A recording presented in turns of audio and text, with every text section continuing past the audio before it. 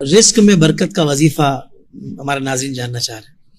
دیکھیں، سب سے پہلی بات تو اس میں یہ ہے کہ اللہ تعالیٰ نے قرآن عظیم میں ارشاد فرمایا وَمَن يَتَّقِ اللَّهَ يَجْعَل لَّهُ مَخْرَجًا وَيَرْزُقْهُ مِنْ حَيْثُ لَا يَحْتَسِبُ۔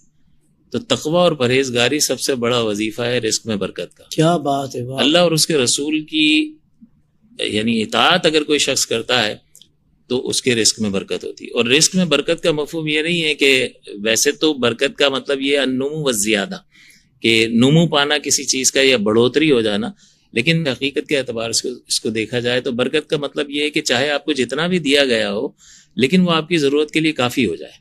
کوئی بیماری نہیں ہے، کوئی پریشانی نہیں ہے، تھوڑا ملا لیکن کافی ہو گیا۔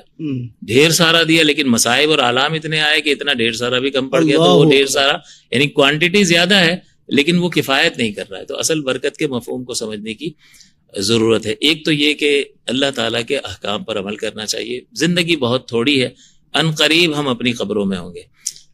دوسری بات یہ کہ بزرگوں نے لکھا کہ یا فتاح جو ہے، اگر کوئی شخص فجر کی نماز کے بعد سینے پر ہاتھ رکھ کر 70 مرتبہ یا فتاح کا ورد کرے اولا آخر درود شریف پڑھ کر، تو بزرگوں نے لکھا ہے کہ اس میں امید واسق ہے کہ رزق میں کافی برکت ہو۔ سبحان اللہ۔ ان دونوں چیزوں کی رعایت کر لی جائے تو بہت اچھا ہے۔ بہت خوبصورت بات۔ دیکھیں کمال مفتی صاحب نے دیکھیں جواب قرآن پاک سے، تو قرآن میں اللہ تعالیٰ کیا فرماتا ہے، پھر اس کے بعد ایک وظیفہ بھی بتا دیا۔